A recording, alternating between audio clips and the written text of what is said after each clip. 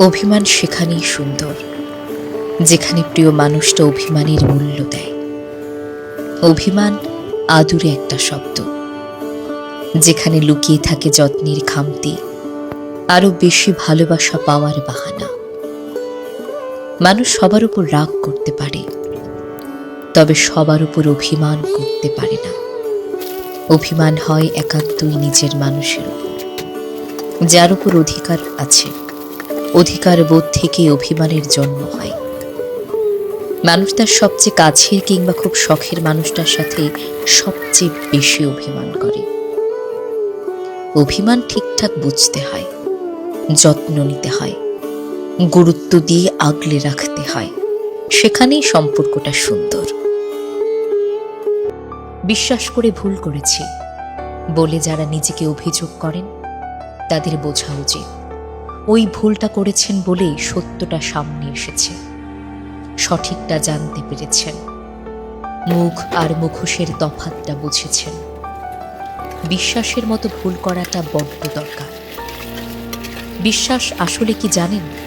বিশ্বাস হলো সেই কোষ্ঠী পাথর, যা নিজের মধ্যে না থাকলে অন্যকে যাচাই করা যায় না। ভালো মন্দের তফাৎটাও বোঝা যায় না। এই পৃথিবীতে সব মানুষই বিশ্বাসঘাতককে চিনতে পেরেছে শুধুমাত্র বিশ্বাস করেছিল বলেই। তাই বিশ্বাস কখনো হারাতে নেই, বিশ্বাস নিয়েই বাঁচো। অবিশ্বাসের পৃথিবী বড় ভয়ঙ্কর। শুধু কথা বলা হয়নি বলে কত সম্পর্ক ভেঙে গেছে। শুধু কথা বলা হয়নি বলে কত মানুষ আমাদের থেকে দূরে চলে গেছে। কথাটা আসলেই সত্যি। সম্পর্কে যখনই কথা বলাটা কমে আসে, তখনই আমরা একে অপরের কাছ থেকে দূরে যেতে থাকি। দূরত্ব বাড়তে বাড়তে একসময় কথা বলাটাই বন্ধ হয়ে যায়, আর ওখানেই সম্পর্কের শেষ।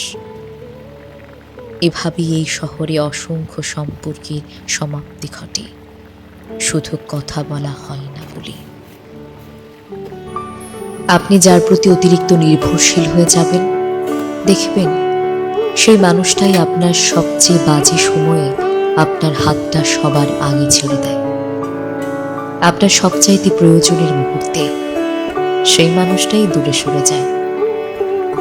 এমন পরিস্থিতিতে আপনাকে ছেড়ে যায় যখন আপনি পুরোপুরি নিঃস্ব।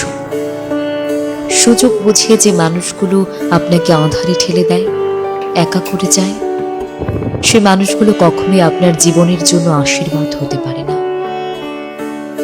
এমন বসন্তের কোকিল হয়ে যারা জীবনে আসে, তারা কখনোই